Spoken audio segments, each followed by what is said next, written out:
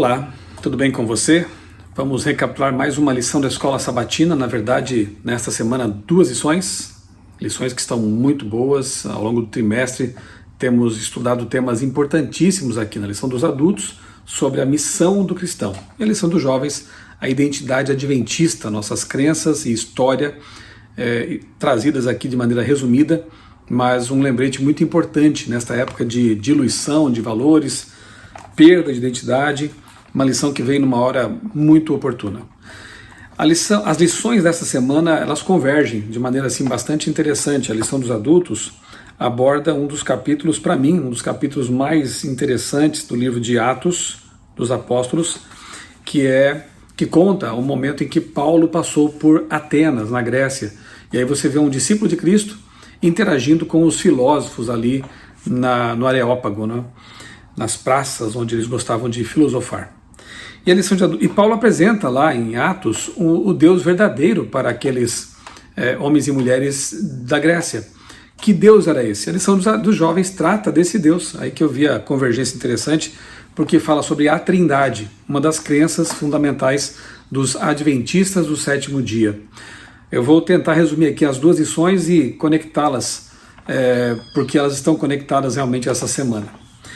Lição dos adultos, missão em favor dos não alcançados, parte 1, é a lição número 10, e tem como texto principal aqui o verso para memorizar, Atos 17, 24, que diz assim: O Deus que fez o mundo e tudo que nele existe, sendo ele Senhor do céu e da terra, não habita em santuários feitos por mãos humanas.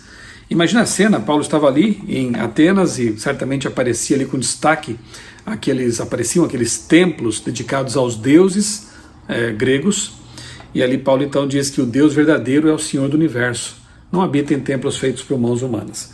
Eu vou pegar aqui na minha Bíblia, convido você também a ler comigo, dar uma olhadinha aqui em Atos 17, a partir do verso 16, nós temos então o relato de Paulo ali em Atenas, né?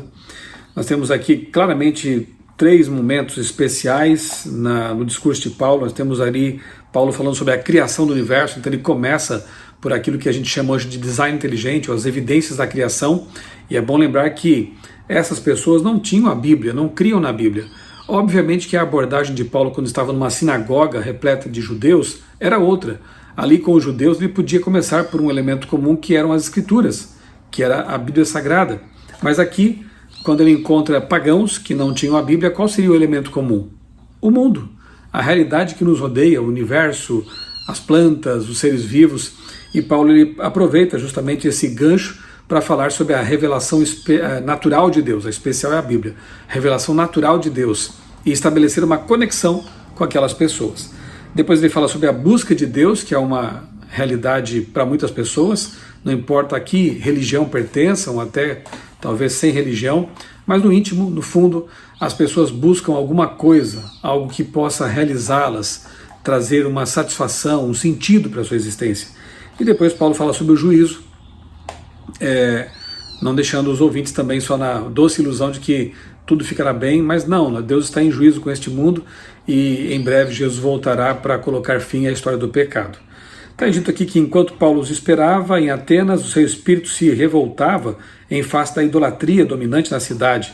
Por isso, falava na sinagoga com os judeus e os gentios piedosos, também na praça todos os dias com os que se encontravam ali. E alguns dos filósofos epicureus e estoicos discutiam com ele, havendo quem perguntasse: que quer dizer esse tagarela? Outros diziam: parece pregador de deuses estranhos. Diziam isso porque Jesus pregava Jesus e a ressurreição. Eles achavam que eram 2 deuses, né? Jesus e a ressurreição. Então, tomando consigo, levaram ao Areópago, dizendo: podemos saber que nova doutrina é essa que você ensina? Pois você nos traz aos ouvidos coisas estranhas e queremos saber o que vem a ser isso. Paulo estava revoltado com a idolatria e foi, inclusive, meio que incompreendido aqui, né? Eles chamaram até ele de tagarela. Será que ele se revoltou? Será que ele descontou a sua frustração neles? Pelo contrário, Paulo ele se move de compaixão, ele não se deixa levar pelas provocações e prega aquelas pessoas usando elementos da cultura local. Isso que é bem interessante, né? Diz assim o verso 22. Então Paulo, levantando-se no meio do Areópago, disse: Senhores atenienses, percebo que em tudo vocês são bastante religiosos. Olha só, ele pegou ali um gancho interessante. Vocês são religiosos, eu também sou. Porque andando pela cidade, observando os objetos de culto que vocês têm, encontrei também um altar no qual aparece a seguinte inscrição: ao Deus desconhecido. Pois esse que vocês adoram sem conhecer é precisamente aquele que eu lhes anuncio. Olha que interessante. Isso, um missionário, um pregador tem que ser uma pessoa observadora, perspicaz. Paulo estava ali observando aquela cultura, aquelas pessoas que estavam ali, as praças, enfim, os monumentos, e em lugar de partir para uma crítica direta contra a idolatria, contra as estátuas, ele aproveita um gancho interessante ali, um elemento interessante daquele local, que é um altar, era um altar vazio ao Deus desconhecido. Eles tinham tanto receio de não adorar um Deus que não conhecessem, que até dedicavam um altar para um Deus que eles não conhecessem. E Paulo se aproveita disso, então diz: é esse Deus que eu vou pregar para vocês. E ele começa assim no verso 24: o Deus que fez o mundo e tudo que nele existe, sendo ele Senhor do céu e da terra, não habita em santuários feitos por mãos humanas, nem é servido por mãos humanas, como se precisasse de alguma coisa, pois ele mesmo é que a todos dá vida, respiração e tudo mais. De um só fez todas as nações, para habitarem sobre a face da terra, havendo fixado os tempos previamente estabelecidos e os limites da sua habitação, para buscarem a Deus, se porventura tateando possam achar, ainda que não esteja longe de cada um de nós. Ele começa com uma mensagem criacionista. Ele começa com uma mensagem, repito, não começa pela Bíblia, porque eles não conheciam a Bíblia, não criam na Bíblia, começa por algo que era perceptível. Se há um design na natureza, há um designer. Se há um projeto no mundo que nos rodeia, existe um projetista. Então ele parte do conhecido para o desconhecido, daquilo que eles podiam verificar, ver, constatar, as evidências da criação, para o autor dessas evidências, o Criador. E fala da busca de Deus, né? Se vocês quiserem buscar, não está longe de nós. Ele não habita em templos feitos por mãos humanas, mas está aqui perto de nós. Esse é o nosso Deus. Pois aí Paulo agora cita a literatura dos gregos. Olha que interessante, Paulo estudou a cultura para poder usá-la como elemento de conexão para a pregação do Evangelho. Ele diz assim: pois nele vivemos, nos movemos e existimos. Como alguns dos poetas de vocês disseram, poetas, né, de vocês disseram, porque dele também somos geração. Esse texto se referia a Zeus, o deus dos gregos, mas Paulo traz para o contexto bíblico ou judaico, né, para o judaico cristão, para que eles entendessem que o Deus que criou o mundo, o Deus que fez os seres humanos, o Deus em quem nos movemos e existimos, na verdade é o Criador do universo, o Deus de toda a terra, o Deus de todo o universo. E aí Paulo continua: Deus não levou em conta os tempos da ignorância, justificando, né, dizendo aos gregos atenienses que não tem problema se vocês não sabiam dessas verdades, Deus não leva em consideração o tempo que vocês não sabiam disso, os tempos de ignorância. Mas agora ele ordena a todas as pessoas e a todos os lugares, em todos os lugares, que se arrependam, porque Deus estabeleceu um dia em que julgará o mundo com justiça, por meio de um homem que escolheu, e deu certeza disso a todos, ressuscitando-o dentre os mortos. Quando chegou nesse ponto, muitos aqui passaram a zombar de Paulo, alguns outros creram, porque ressurreição para eles era um absurdo, na verdade. Só que quando nós pregamos sobre a ressurreição e damos evidências reais de que Jesus realmente está vivo, não está na sepultura, isso torna o cristianismo a religião das religiões, a religião verdadeira, a religião cujo Deus é real, vivo e que encarnou para morrer pelos pecadores. Então Paulo ele faz aqui uma abordagem breve, pelo menos é o que Lucas registrou aqui em Atos, e coloca aqui a essência daquilo que eles precisavam compreender. Resultado: houve, porém, alguns homens que se juntaram a ele e creram. Entre eles estava Dionísio, o Areopagita, uma mulher chamada Dâmaris, e com eles mais algumas pessoas. Então, realmente, o evangelismo de Paulo ali naquela cidade culta, dada a filosofia, teve seus frutos. Como sempre acontece, né? A Bíblia diz que a palavra de Deus não volta vazia. Então, realmente é um capítulo bastante interessante, eu gosto muito desse capítulo. Eu vejo assim Paulo como alguém que sabia contextualizar a mensagem de maneira adequada. Há pessoas que confundem e exageram isso. Tem gente que acha que pode usar qualquer tipo de elemento da cultura para evangelizar. Por exemplo, eu não usaria filmes como 50 Tons de Cinza, ou então séries como Game of Thrones, que são elementos da cultura, mas que são pervertidos, que há conteúdo ali explícito, erótico, sexual, violento, de bruxaria. Você vê que Paulo ele utiliza elemento da cultura, mas um elemento nobre, um elemento que poderia ser utilizado. Paulo usa ilustrações como a de um soldado, como a de um atleta. Ele não vai buscar aquilo que havia de podre, digamos assim, na cultura, aquilo que havia de pervertido. Aí manchar o evangelho. Nós podemos e devemos contextualizar a mensagem, podemos e devemos usar elementos da nossa cultura, recursos como a internet, como rádio, TV, livros ou até quadrinhos, mas trazer esses recursos para um contexto cristão. Não usar os conteúdos, usar os meios. Isso é preciso ficar bem claro quando nós utilizamos esses recursos e também fazemos a contextualização da nossa mensagem.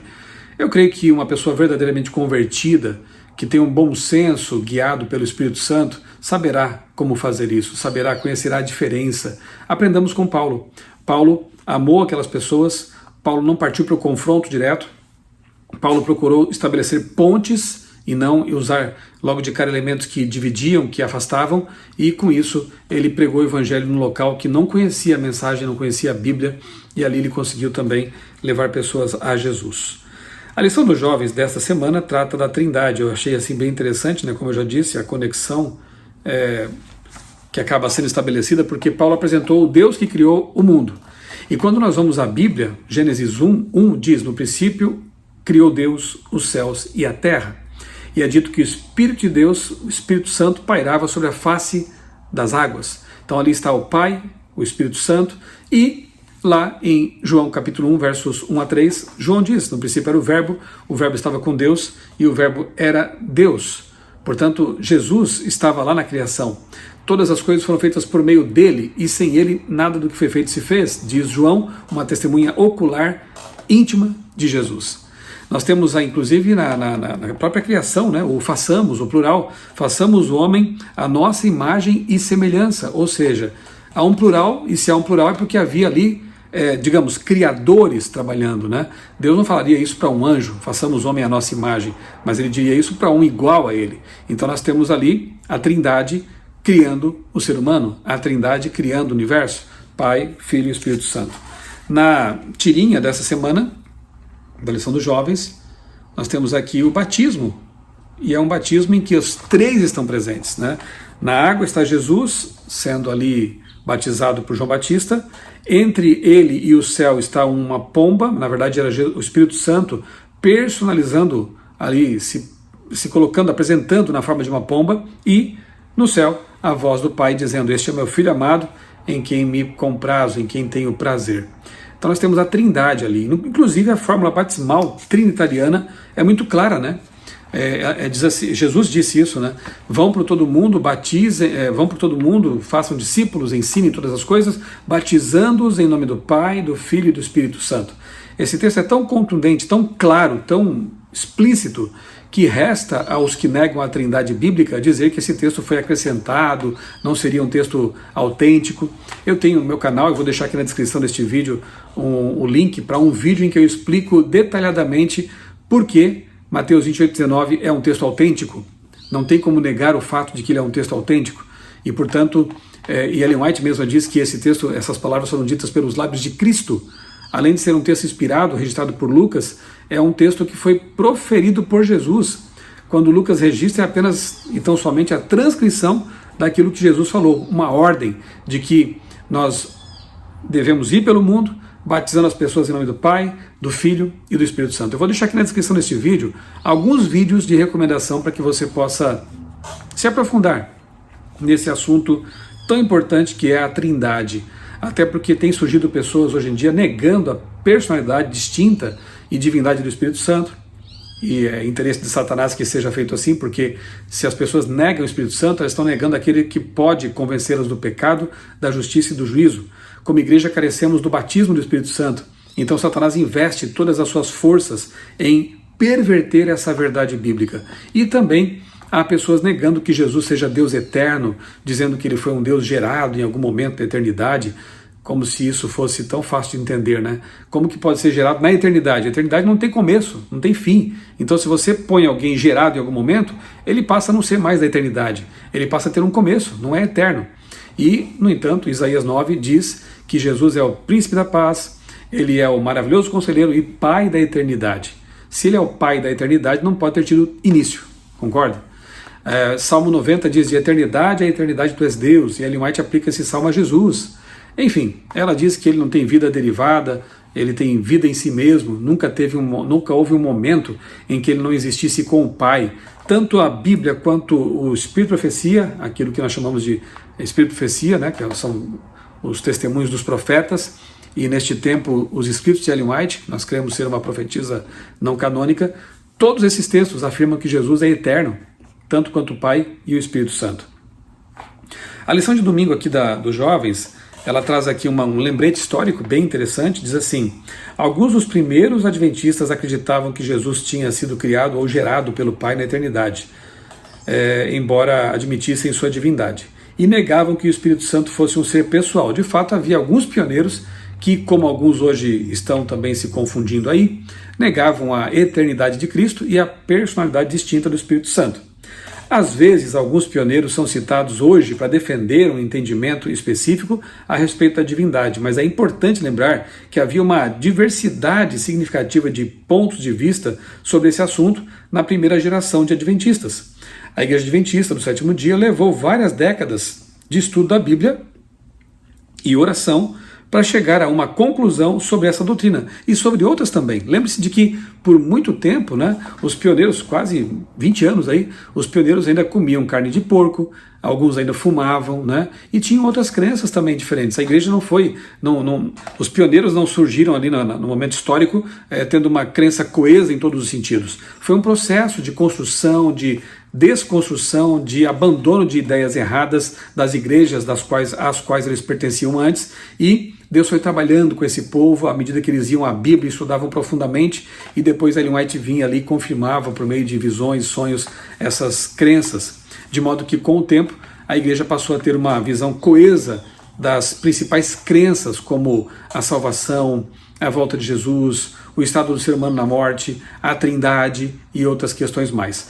É uma mentira dizer que a igreja só mudou a sua concepção de trindade quando ali nos anos 30 ou 40, já mais recentemente. Não, isso é falso. Nós temos evidências documentais de que já nos inários adventistas, lá no começo do século, né, o primeiro deles organizado por Tiago White, já havia hinos louvando a trindade. Nós temos documentos assim fartos de publicações da igreja, revistas, panfletos e mesmo livros trazendo o conceito de uma trindade bíblica. Nós temos o Desejado às Nações, um livro publicado em 1898, que já trazia ali a afirmação de que são três, de que Jesus é eterno, nunca derivou sua vida de nenhum outro, né? Então, mesmo antes do século XX, lá no século XIX, os pioneiros já tinham essa compreensão. Alguns talvez tenham permanecido com essas crenças equivocadas de que o Espírito Santo não seria Deus, uma pessoa distinta, e Jesus não seria eterno como o Pai e o Espírito Santo. Mas o fato de haver controvérsias pontuais de quando em quando já mostra que havia também aqueles que defendiam uma trindade bíblica. Na sua infinita sabedoria, Deus permitiu que alguns pioneiros que tinham ideias equivocadas se afastassem desses conceitos errados de trindade, como defendiam a Igreja Católica e outras igrejas também protestantes na época, e ao se afastar desses conceitos filosóficos equivocados de trindade, eles passaram a buscar na Bíblia uma compreensão correta e adequada. E assim, essa doutrina foi sendo sedimentada no meio da igreja, de modo que nós hoje cremos numa doutrina bíblica e não numa ideia filosófica. Então, um aspecto essencial da história adventista é nosso compromisso incondicional com a Bíblia toda. Esse foco exige que toda a Bíblia seja considerada ao estabelecer quaisquer novas doutrinas ou ensinamentos. A Assembleia de 1888, aquela famosa em Minneapolis, né, trouxe uma nova perspectiva sobre Jesus e o Evangelho, o que naturalmente resultou em um estudo mais profundo da natureza divina de Cristo. Alonzo Jones tornou-se um dos primeiros pregadores adventistas a ensinar claramente que Cristo é eterno, isto é, sempre existiu. O livro Desejados das Nações, como eu disse, né, publicado em 1898, faz declarações conclusivas sobre a divindade de Cristo e a personalidade do Espírito Santo. A respeito da natureza divina de Cristo, Ellen White escreveu que em Cristo a vida original, não emprestada, não derivada. O Desejados das Nações, página 423. A Bíblia ensina claramente que existem três pessoas da divindade: o Pai, o Filho e o Espírito Santo. Cada uma com papéis e funções diferentes, mas todas trabalhando juntas. Aí tem a lição de segunda-feira, que fala sobre Tiago White e José Bates, que por algum tempo tiveram uma visão antitrinitariana, porque vieram de igrejas que tinham essa visão. Mas depois, com o tempo, eles estudando mais o assunto, ali já num contexto adventista, aceitaram a trindade bíblica. E isso é um padrão assim na vida de alguns pioneiros. E eu vou citar mais um texto aqui só na parte de sexta-feira, da lição dos jovens, que é um trecho do Desejado das Nações, ali pela página 540, que diz assim: o pecado só poderia ser resistido e vencido por meio da poderosa atuação da terceira pessoa da divindade, a qual viria não com energia modificada, mas na plenitude do divino poder.